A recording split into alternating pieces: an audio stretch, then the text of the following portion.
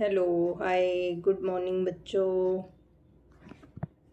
आज हम पढ़ेंगे 10th क्लास का बायोलॉजी का first chapter life processes. Life processes के अंदर हम 4 इम्पोर्टेंट चीज़ें देखेंगे आज। Nutrition, respiration, transportation, excretion. What is life process? Life process होता क्या है? लाइफ प्रोसेस वो इसेंशियल एक्टिविटी जो हमें ज़रूरी है करनी, जिनके करने से हम सरवाइव कर सकते हैं, ग्रो कर सकते हैं, रिप्रोड्यूस कर सकते हैं, वो सभी लाइफ प्रोसेसेस के अंदर आती हैं। जैसे life processes are activities essential for maintaining life, they help organism survive, grow and reproduce. कौन सी चार प्रोसेस हैं जिनको हम चैप्टर में पढ़ेंगे? Nutrition, respiration, transportation, excretion. Nutrition क्या होता है? Obtaining food for energy and growth. Different organism जैसे हम हैं, फूड अलग से लेके खाते हैं जिससे हमें एनर्जी मिलती है। डिफरेंट ऑर्गेनिज्म से, जैसे हम प्लांट्स वगैरह से खाते हैं या वेजिटेबल फ्रूट्स खाते हैं जिनसे हमें एनर्जी मिलती है, वो न्यूट्रिशन में आते हैं। Respiration, releasing energy from food के टुकड़े कर करके, जैसे हम खाते टाइम फूड के छोटे छोटे टुकड़े करते हैं अपने टीथ से, उससे जो हमें एनर्जी मिलती है वो होती है respiration. Breaking down of food to obtain energy. Transportation क्या होता है? Transfer substance from one part of the body to other parts, movement of material inside the body. वो प्रोसेस किस में आती है? ट्रांसपोर्टेशन में। एक्सक्रीशन क्या होता है? Removal of harmful waste. जैसे नाइट्रोजन वेस्ट को पढ़ेंगे हम मेनली, इसमें यूरिया और यूरिक एसिड को। नेक्स्ट हम पढ़ते हैं प्रोसेस न्यूट्रिशन को डिटेल से। न्यूट्रिशन प्रोसेस क्या होती है? Nutrition process by which organism obtain food and acid for, जो खाना हम दूसरों से लेके खाते हैं जैसे प्लांट से या फिर अदर फूड आइटम्स होते हैं जिनको खाने से हमें एनर्जी, ग्रोथ मिलती है, repair of body tissue, maintain of life.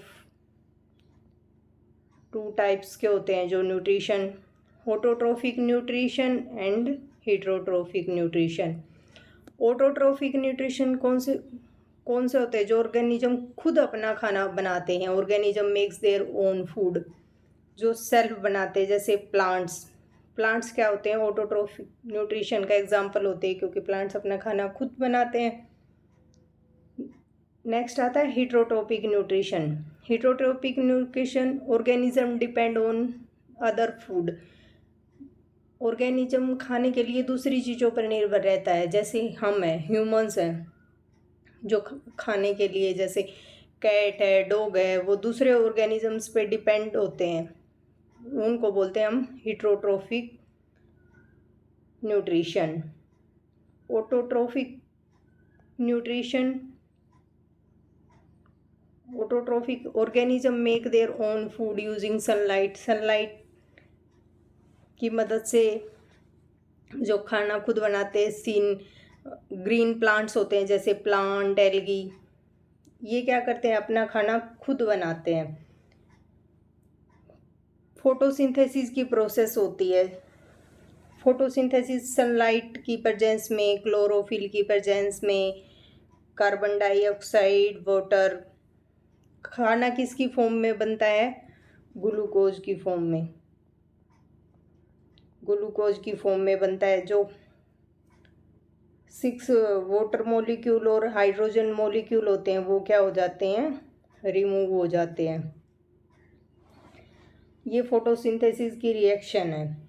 CO2 plus H2O क्या बनाते हैं? जो सनलाइट और क्लोरोफिल की प्रेजेंस में ग्लूकोज बनाते हैं, जो क्या होता है कि फूड स्टोरेज के रूप में यूज़ होता है।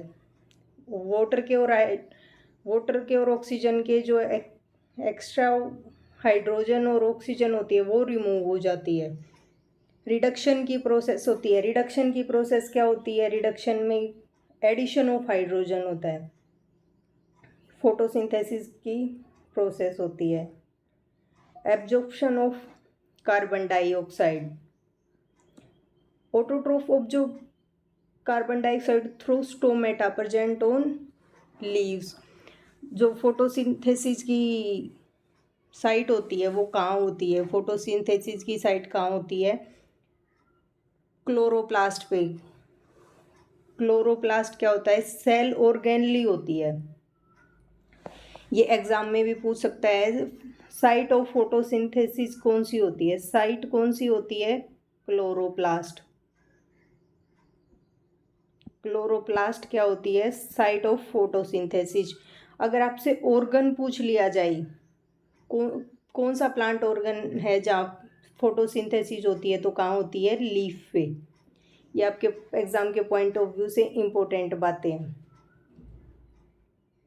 Autotroph absorb carbon dioxide through stomata present on leaves. जो स्टोमेटा होते हैं, स्मॉल स्मॉल स्ट्रक्चर होते हैं लीफ के ऊपर, उनको बोलते हैं स्टोमेटा। उससे प्रोसेस होती है, कार्बन डाइऑक्साइड अंदर एंटर करती है। क्लोरोफिल प्रेजेंट होता है क्लोरोप्लास्ट के अंदर, जो मैंने आपको क्लोरोप्लास्ट बताया उसके अंदर क्लोरोफिल प्रेजेंट होता है। और क्लोरोफिल प्रेजेंट होता है तो फोटोसिंथेसिस की प्रोसेस होती है। क्लोरोप्लास्ट क्या है? एक सेल ऑर्गेनली है। क्लोरोप्लास्ट उसके अंदर क्या है? कलर्ड ऑर्गेनली है, जो कलर प्रोवाइड करता है, उसी की हेल्प से फोटोसिंथेसिस की प्रोसेस होती है और फूड तैयार होता है।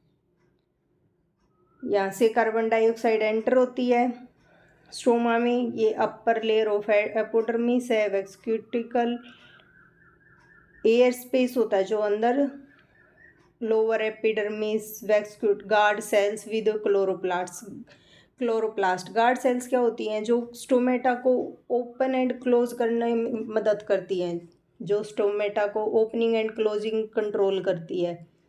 तो जब स्टोमेटा ओपन होएगा तब CO2 अंदर जाएगी तो एब्जॉर्ब होएगा, और जब क्लोज होएगा तो वाटर लॉस्ट हो जाएगा तो श्रिंक हो जाएगी guard cells.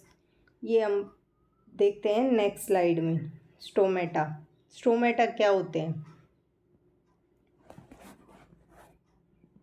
Opening and closing stomata photosynthesis की प्रोसेस में जब CO2 अंदर और बाहर कैसे होती है, जो गार्ड सेल्स होती हैं उनका मेन फंक्शन होता है।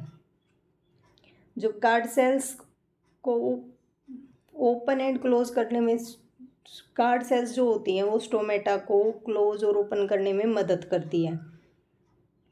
जब ओपन होएंगी गार्ड सेल्स तो CO2 अंदर जाएगी, यहाँ से CO2 फिर अंदर जाएगी, पीछे वाले डायग्राम में हमने देखा था। और अगर क्लोज होएंगी तो वाटर लॉस्ट होएगा, तो क्या होगी? ये सेल्स श्रिंक हो जाएगी। नेक्स्ट देखते हैं हेटरोट्रोपिक न्यूट्रिशन। हेटरोट्रोपिक न्यूट्रिशन क्या होता है? Mode of nutrition in which organism depend on other organism for food. जैसे ह्यूमन है, कैट्स हैं, not make their own food. जो ऑर्गेनिज्म अपना खाना खुद नहीं बना सकते, दूसरों पे डिपेंड होते हैं, उसको बोलते हैं हम हेटरोट्रोपिक न्यूट्रिशन। एग्जांपल्स हैं ह्यूमन, एनिमल्स, फंजाई। अब हेटरोट्रोपिक न्यूट्रिशन की 3 टाइप्स हैं: holozoic nutrition, saprophytic nutrition, parasitic nutrition. Holozoic nutrition कौन से होते हैं? जो इंटरनली डाइजेस्ट करते हैं अपना खाना, जो बाहर से खाना लेकर खाते हैं और इंटरनली डाइजेस्ट करते हैं। जैसे ह्यूमंस हम हो गए, हम खाना बाहर से लेके खाते हैं लेकिन उसको डाइजेस्ट तो इंटरनली करते हैं। Food is ingested and digested inside the body. इसके एग्जाम्पल हो गए ह्यूमन और अमीबा। नेक्स्ट है सैप्रोफिटिक, जो फंजाई होती है। इसका बेस्ट एग्जांपल, जैसे काफ़ी दिन कोई भी ब्रेड रख लेते हैं हम फ्रिज के अंदर, उसके ऊपर फंजाई लग जाती है, वो ब्रेड ख़राब होने लग जाती है, स्मेल आने लग जाती है, उसके ऊपर फंगाई आ जाती है, ब्लैक ब्लैक स्ट्रक्चर दिखने लग जाता है। इसके एग्जांपल हैं bread moulds, mushroom. Organism feed on dead and decaying matter. ये किस पे फीड करते हैं? जो डेड एंड डिकेइंग मैटर होता है उसके ऊपर। पैरासिटिक न्यूट्रिशन कौन से होते हैं? Organism obtain food from host organism, जो होस्ट ऑर्गेनिज्म से अपना फूड लेते हैं। इसका बेस्ट एग्जांपल जैसे आपको कसकटा, टेपवर्म और लीच हो गया और लाइस इसके एग्जांपल हो गए। कसकटा प्लांट क्या होता है, ये इम्पोर्टेंट है। इसके अंदर क्लोरोफिल एब्सेंट होता है, इसलिए ये अपना खाना खुद नहीं बना सकता। मेनली प्लांट तो अपना खाना खुद ही बनाते हैं, लेकिन कसकटा एक एग्जांपल ऐसा है प्लांट का जो अपना खाना खुद नहीं बना सकता, क्योंकि इसके अंदर क्लोरोफिल एब्सेंट होता है। क्लोरोफिल एब्सेंट होएगा तो ग्रीन पिगमेंट एब्सेंट होता है, इसकी वजह से वो अपना फोटोसिंथेसिस की प्रोसेस नहीं होगी और वो अपना खाना खुद नहीं बना सकता। Not food prepare. Nutrition in amoeba. Amoeba में न्यूट्रिशन कैसा होता है? Holozoic nutrition. होलोजोइक न्यूट्रिशन मैंने आपको अभी बताया था। ये कौन सा होता है? Food is ingested and digested inside the body.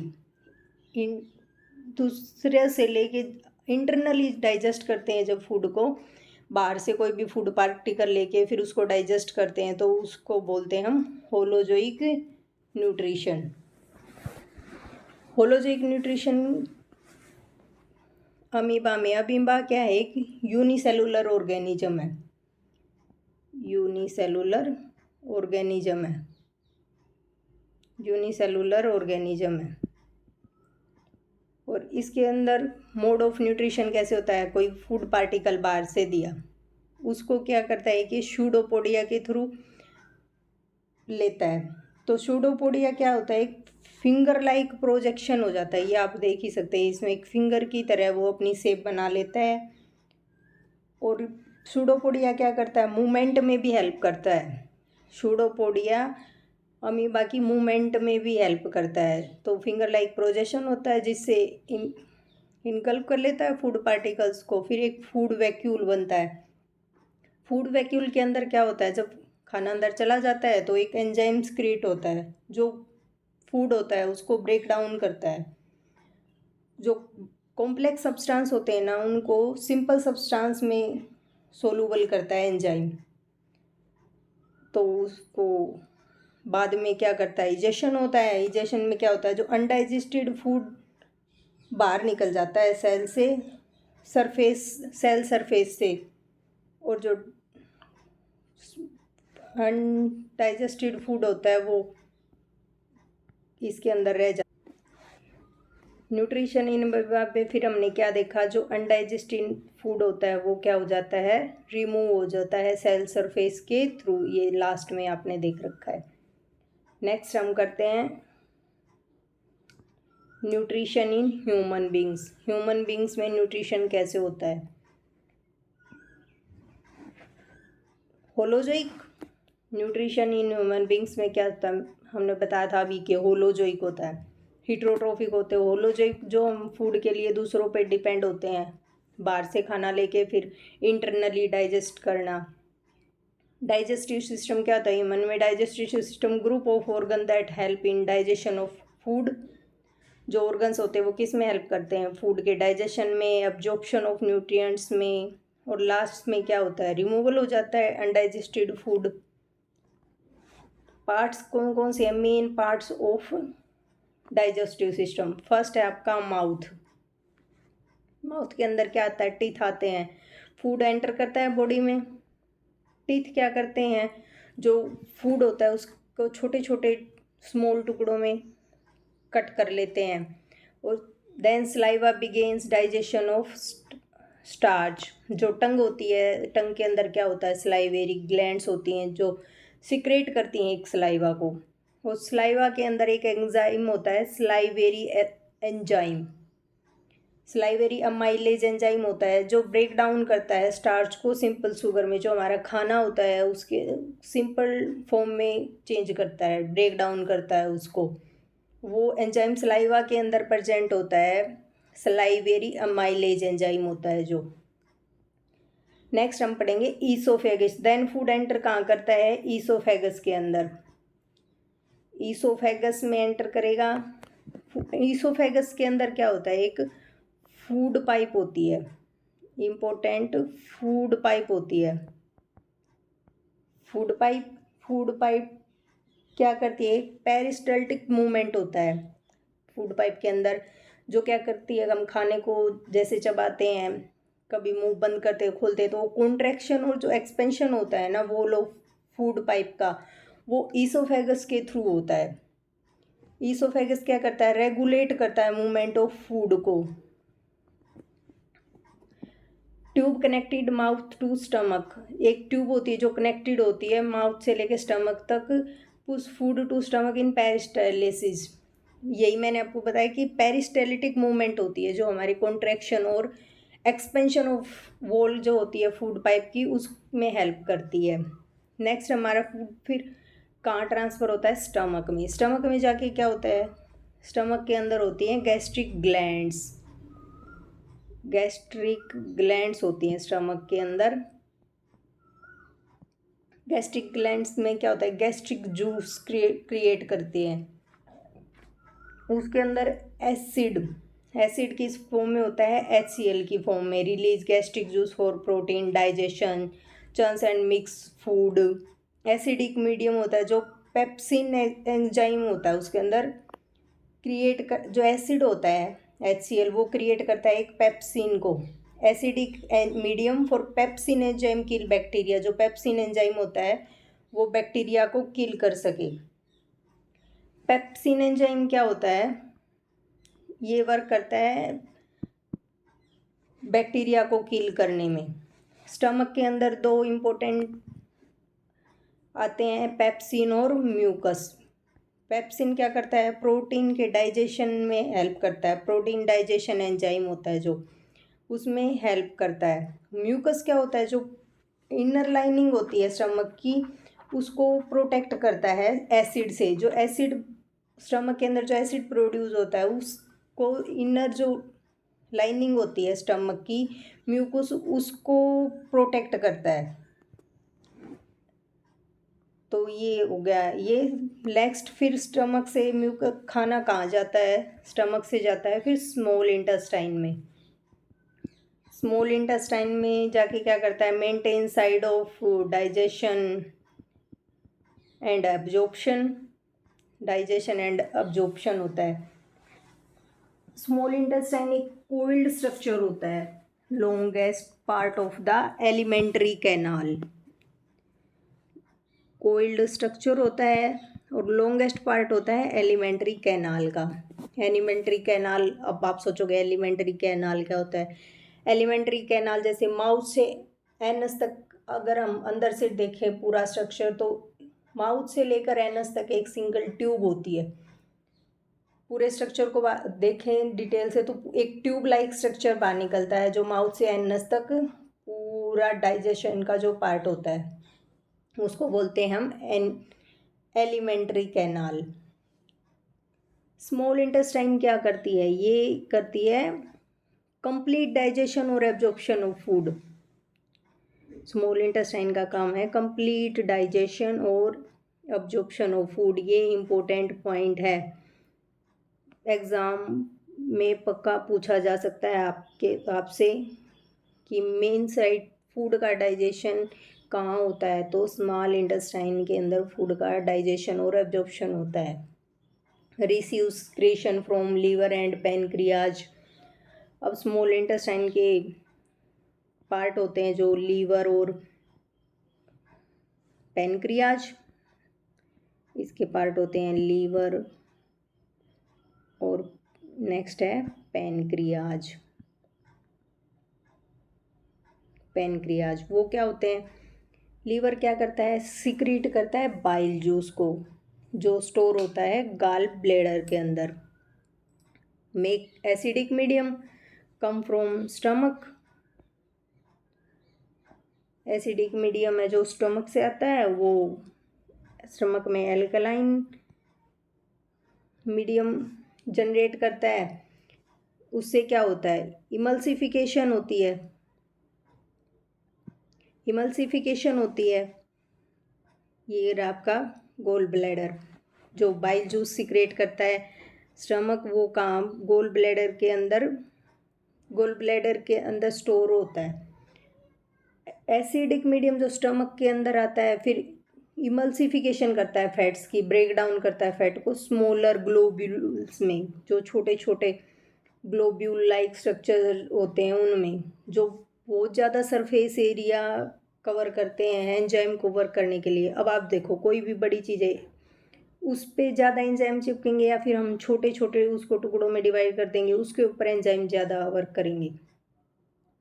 तो ये इमल्सिफिकेशन करता है फैट्स को छोटे छोटे टुकड़ों ग्लोब्यूल में कन्वर्ट कर देता है, जिससे एंजाइम इजीली वर्क कर सके।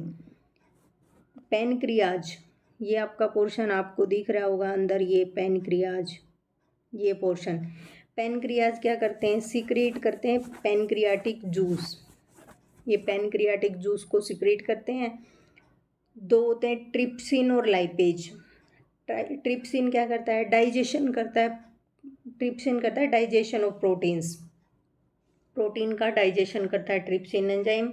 और लाइपेज क्या करता है, break down of emulsified fats.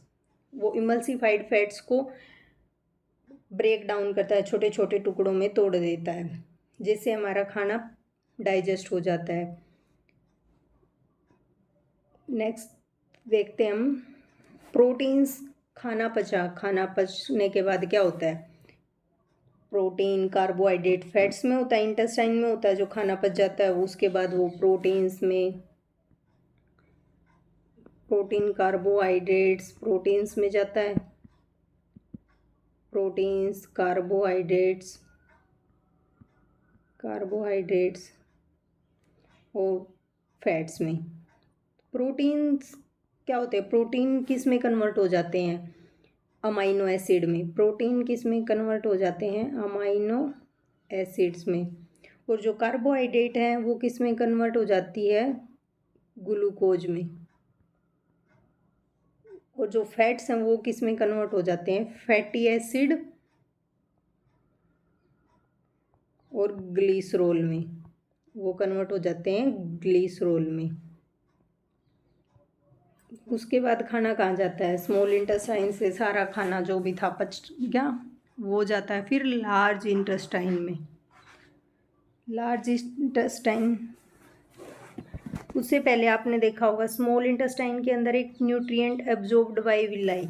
ये क्या होता है, विलाई क्या होती है हमारे स्मॉल इंटेस्टाइन में, ये होती है inner lining of small intestine की होती है। इनर लाइनिंग होती है स्मॉल इंटेस्टाइन के अंदर, ये होती है फिंगर लाइक प्रोजेक्शन, ऐसे शेप होती है इसकी, जो क्या करता है, digest food absorb to all the cell of body. मतलब ये फूड को डाइजेस्ट करती है, फिर बाद में जो भी सेल्स होती हैं पूरे कंप्लीट बॉडी के अंदर उनको प्रोवाइड करती है। तो ये डाइजेशन और एब्जॉर्प्शन में हेल्प करती है। जो भी खाना अच्छा होता है डाइजेशन के लिए, एब्जॉर्प्शन के लिए, वो कंप्लीट हो चुका हो तो ये फिर सेल्स को प्रोवाइड करती है विलाई। इनर लाइनिंग होती है स्मॉल इंटेस्टाइन की। देन फूड एब्जॉर्ब हो गया, जितना भी एब्जॉर्ब होना था, डाइजेस्ट होना था, फिर बाद में खाना जाता है लार्ज इंटेस्टाइन के अंदर। लार्ज इंटेस्टाइन के अंदर क्या आता है, अनअब्जॉर्ब फूड आता है लार्ज इंटेस्टाइन के अंदर। बाद में उसके अंदर भी कुछ, अब जो वाटर ज़्यादा है, मटेरियल है और कुछ, वो भी डाइजेस्ट हो जाता है लार्ज इंटेस्टाइन के अंदर। जो रेस्ट मटेरियल बच जाता है वो किसके थ्रू, एनस के थ्रू फिर बाहर निकल जाता है। तो लास्ट में क्या आता है, anus, help in removal of waste from body.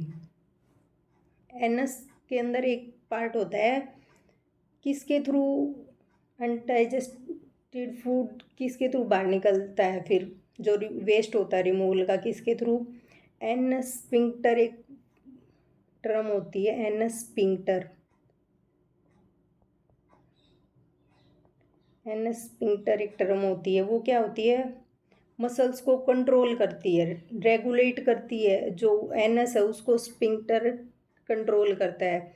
और स्फिंक्टर क्या होता है, ये मसल्स को कंट्रोल करता है। मसल से स्फिंक्टर कंट्रोल होता है, मसल्स कब कॉन्ट्रैक्ट होंगी ये स्फिंक्टर कंट्रोल करता है। ये हो गया आपका कंप्लीट ह्यूमन एलिमेंट्री कैनाल या डाइजेस्टिव सिस्टम। माउथ से फिर टीथ ने छोटे छोटे टुकड़ों में किया, फिर टंग के अंदर सलाइवेरी वो ग्लैंड्स थी, फिर फेरिंग्स में गया, फिर ईसोफेगस में, फिर लीवर के अंदर गॉल ब्लेडर और पैनक्रियाज, स्टमक,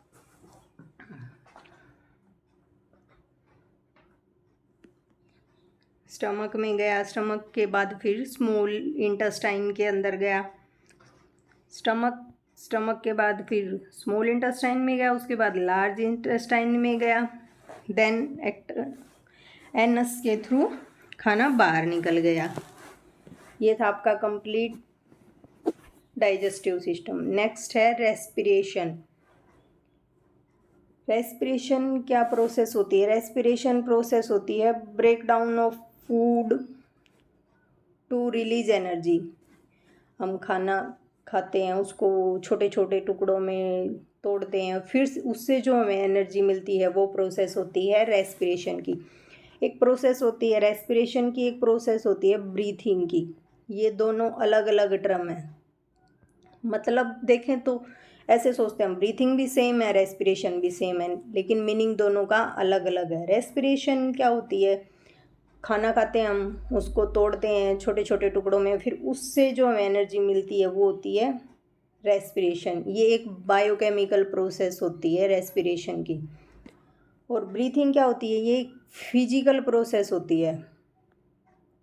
जैसे हम सांस लेते हैं, छोड़ते हैं, एक्सहेलेशन, इनहेलेशन। ब्रीथिंग किसके अंदर होती है?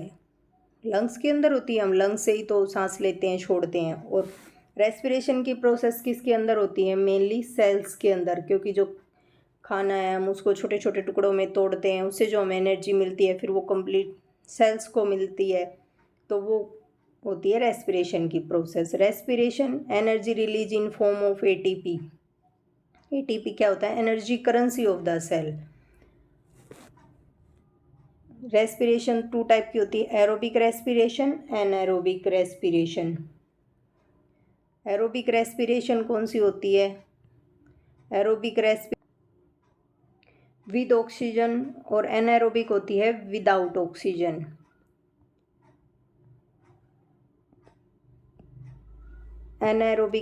एरोबिक रिएक्शन रेस्पिरेशन जो ऑक्सीजन की प्रेजेंस में होती है, माइटोकॉन्ड्रिया के अंदर होती है, जो लार्ज अमाउंट में एनर्जी को प्रोड्यूस करती है।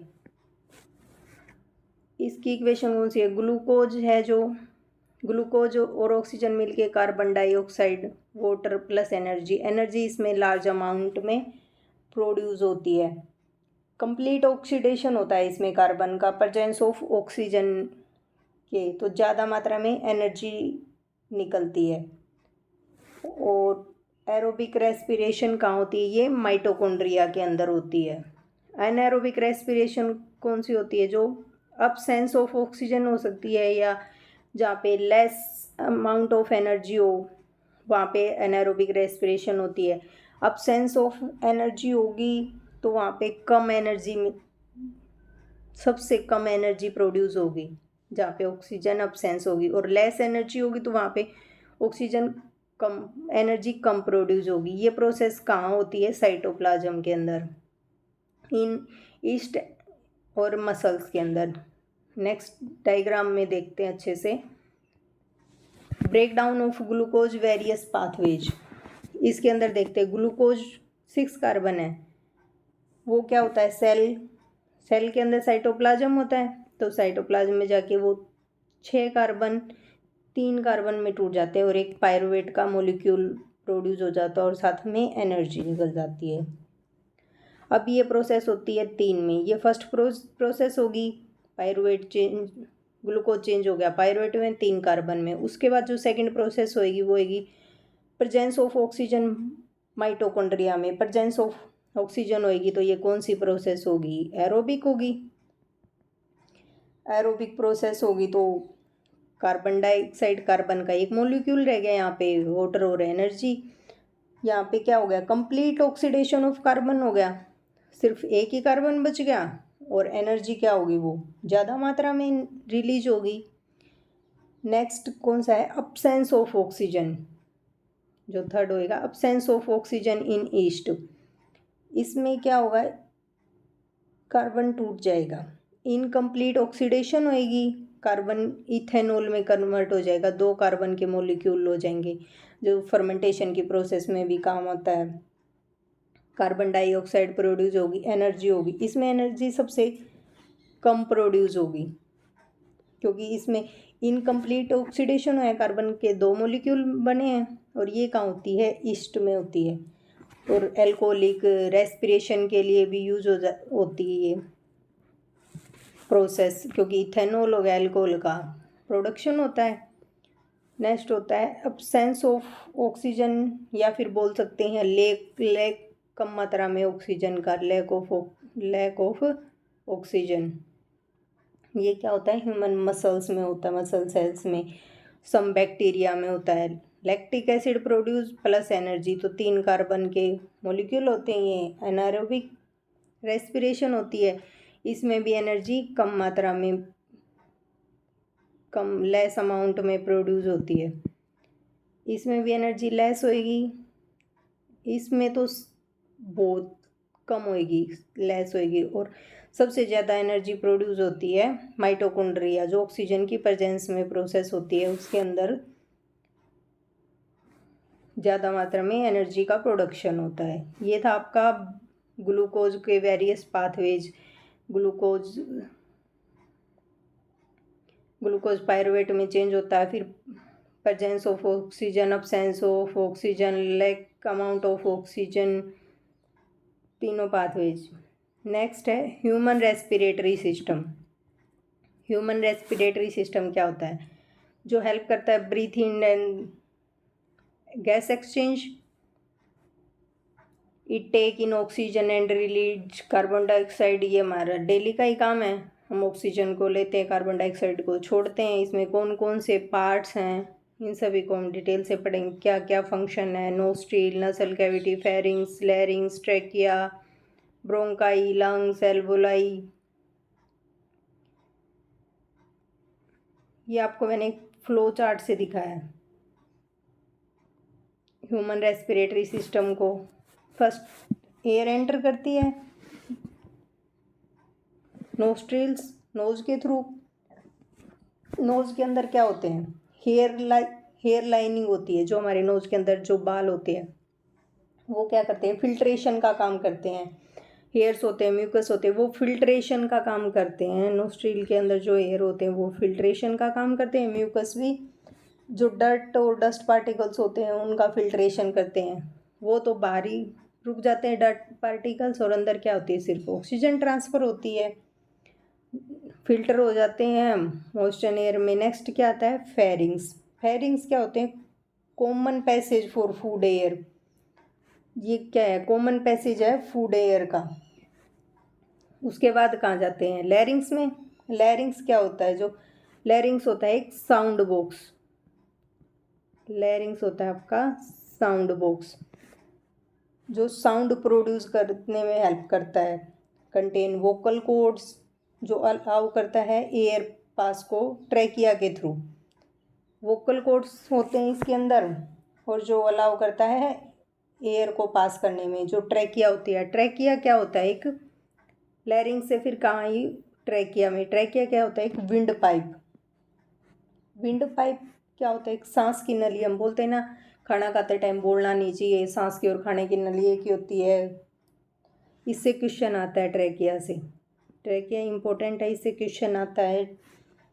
तो जो स्ट्रक्चर होता है ट्रैकिया का उस ऐसे होता है, ये क्या होता है, एक रिंग ऑफ कार्टिलेज होता है, या हम देखते हैं डायग्राम में देखेंगे, जो रिंग ऑफ कार्टिलेज होता है, जो विंड पाइप को पिचकने से बचाता है। क्योंकि हम खाना खाते हैं, अगर विंड पाइप हमारा पिचक गया तो हमें सांस ही नहीं आएगा। तो रिंग ऑफ कार्टिलेज क्या करते हैं, उसको पिचकने से बचाते हैं, हेल्प करते हैं, प्रिवेंट करते हैं।